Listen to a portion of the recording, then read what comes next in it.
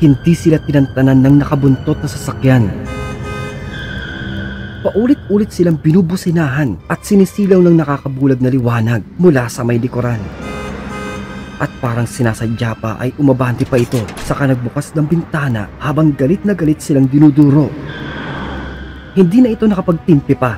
Nagbukas din ito ng bintana habang nakaantabay sa nakatagong baril ang isang kamay niya sa katumugon sa may sasakyang nakasabay sa kanila. Pero hindi niya akalain ang mga sumunod na pangyayari dahil para siyang sinalpok ng napakalakas na alon. Wala na itong nagawa pa kundi ang mapatulala habang hawak ang manibela.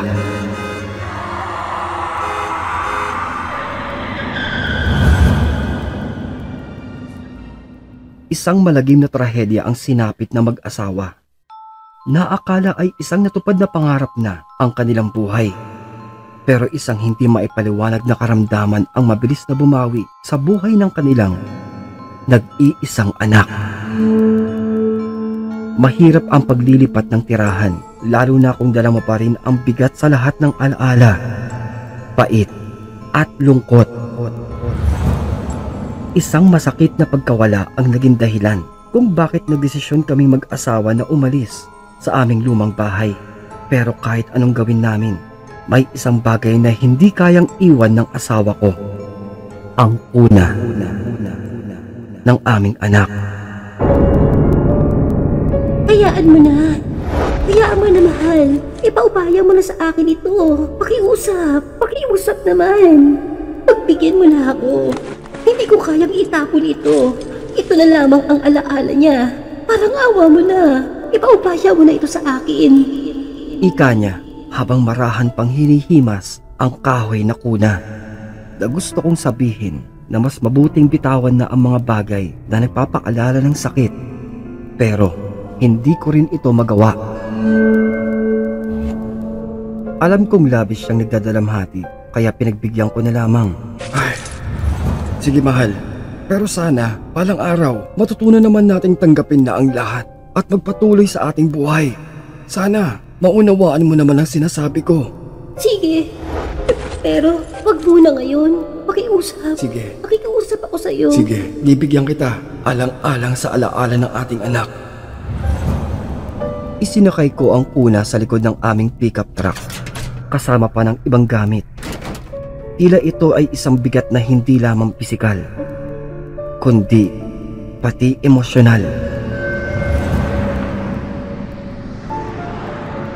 Habang bumabaybay kami sa madilim na highway, pilit kong itinataboy ang bigat sa aking dibdib. Nagmamaneho ako ng maayos, maingat sa bawat pagliko at preno. Pero hindi ko maiwasang mainis sa mga sasakyang nakabuntot sa amin. Ang lakas ng kanilang mga ilaw, tila sadya kaming sinisilaw. Sinubukan kong baliwalain pero nang may isa pang sasakyan na paulit-ulit na nagbubusina sa aming likuran. Sumikip na ang dibdib ko sa labis na inis. Hindi kami tinatantanan ng nakabuntot na sasakyan. Paulit-ulit kaming binubusinahan at sinisilaw ng nakakabulag na liwanag mula sa may likuran. At parang sinasadya ay umabante pa ito.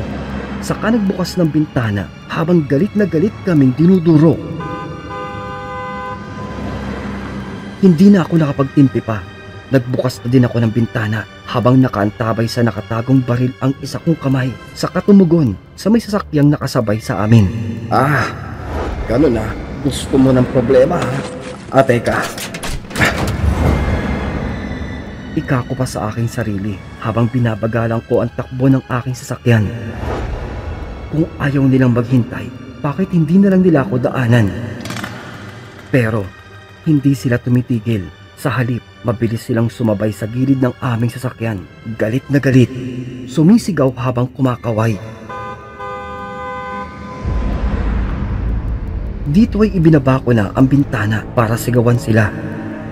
Ngunit napansin ko parang may kakaiba sa mukha nila. Hindi galit, kundi takot. Kaya ika ko. Hoy! Hoy! Ano bang problema nyo? Anong problema nyo? Sigaw ko nang ibaba ko ang salamin ng bintana habang ang isa ko namang kamay ay nakahawak sa aking baril bilang pag-iingat. Pero hindi ko akalain ang sumunod na mga pangyayari dahil para akong sinalpok ng napakalakas na alon. Wala na akong nagawa pa kundi ang mapatulala, hawak ang manibela dahil sa mga sinabi niya. Sapagkat ika ng lalaki. Mga wala ba kayong utak, ha? Wala ba kayong utak? Bakit nyo hinayaan? Bakit nyo iniwan? Ang bata sa likod ng sasakyan nyo. Bakit? Mga walang utak. Yung bata. Hinto kayo. Hinto. Dito, parang binuhusan ako ng malamig na tubig. Natigilan ako at hindi makapagsalita. Anong bata? Sinong bata? Napalingon ako sa rearview mirror pero walang anuman akong makita sa may dilim ng gabi. Ang asawa ko na natutulog sa may tabi ko ay nagising na nang marinig ang aming sigawan. Napatanong pa ito kung ano ang nangyayari. Hindi ko na nagawa pang makapagsalita. Sapat na ang kanyang narinig kanina para ang lahat ay maunawaan niya. Tumigil na lamang ako sa may gilid ng kalsada at pareho kami nagmamadaling bumaba ng sasakyan. Tumakbo ang asawa ko papunta sa likod ng pick-up. Umiiyak na sinisilip ang bawat sulok. Humahagulgol. Anak ko, nasaan ka? Anak, magpakita ka. Anak, nasaan ka?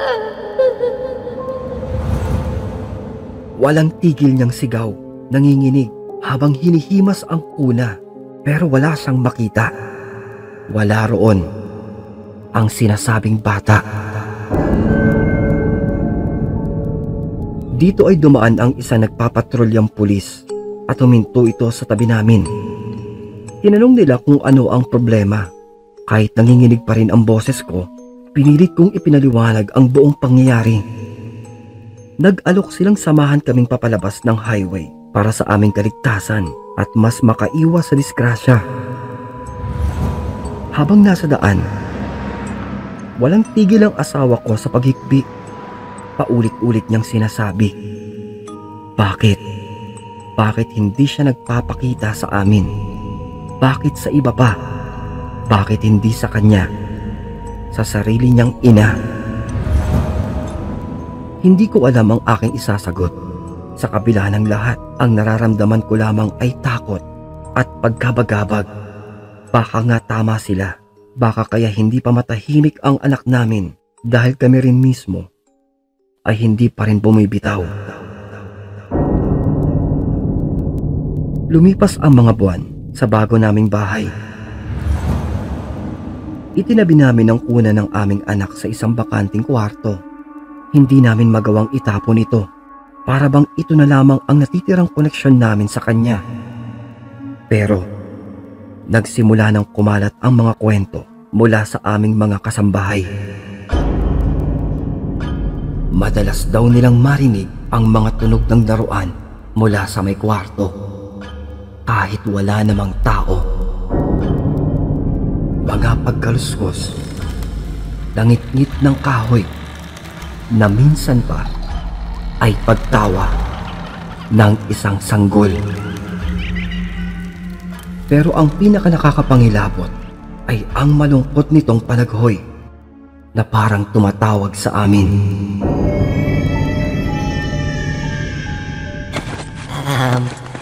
Ma'am, sir? Hindi naman po sa sa aking palagay lamang ho. Parang ayaw pa pong umalis ng anak ninyo. Siguro ay may dapat gawin na kayo para dito upang maglubay na ang kanyang pagmumulto. Pero ikinainis ito nang marinig ng aking asawa na ika niya. Ano yun, Manang? Ha? Paglubay? Maglubay na ang anak namin sa pagmumulto? Kaunti na nga lang eh. Susunod na kami sa kanya. Dahil sa sobrang alat ng luto mo. May May narinig ka pa sa aming reklamo? Di ba wala? Ma'am, ang sa akin lang naman. Jen, manahimik ka manang. Hindi kita binabayaran para pakialaman ng mga bagay na hindi mo naman kayang solusyonan. Bakit? Ha? Ghostbuster ka ba? Hindi po. Hindi naman pala eh. Pero may lahi po ako mangkukulam. Baka gusto mong masampulan. Ay naman manang. Ganun ba? Sige na manang. Itataas ko yung sweldo mo sa may Makalawa. Tsaka aprobado ko na yung 3 beses mong day off. Baka pagod ka. Ako na mamaya ang maglalaba. Ha? Juice, gusto mo? Good. Very good, ma'am. Thank you. Hindi ko alam kung anong gagawin. Pinilit naming magpatuloy sa buhay, pero ang tanong ay nananatili. Bakit? Bakit nga ba hindi siya matahimik? Bakit hindi siya magpakita sa amin? Hanggang ngayon, nakatabi pa rin ang kuna ng anak namin sa isang kwarto. Para bang naghihintay pa rin kami ng pagkakataon na balang araw, makakausap din namin siya. Ngunit sa bawat araw na lumilipas, lalo lamang naming nararamdaman ang bigat ng pagkawala. Ang aming gutom sa kanyang presensya, nagbabakasakali pa rin kami sa kanya. Muli namin siyang makikita na tila nandoon pa rin, nanonood sa may dilim.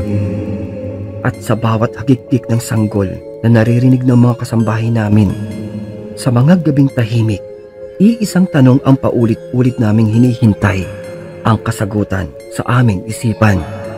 Kailan? Kailan kaya siya sa amin magpapakita? Kailan kaya siya magiging payapa?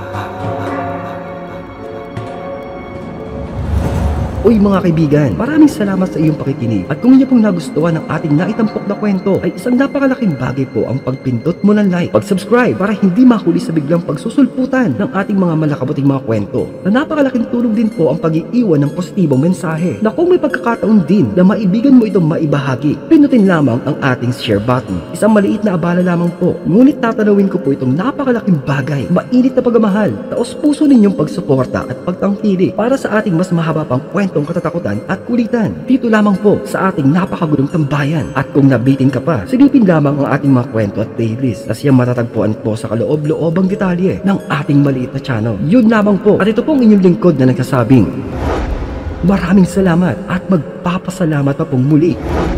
This is your one and only Kulas, your very own original dose of Tagalog horror good vibes na nagsasabing stay safe and fresh everyone and always stay awesome. Peace out.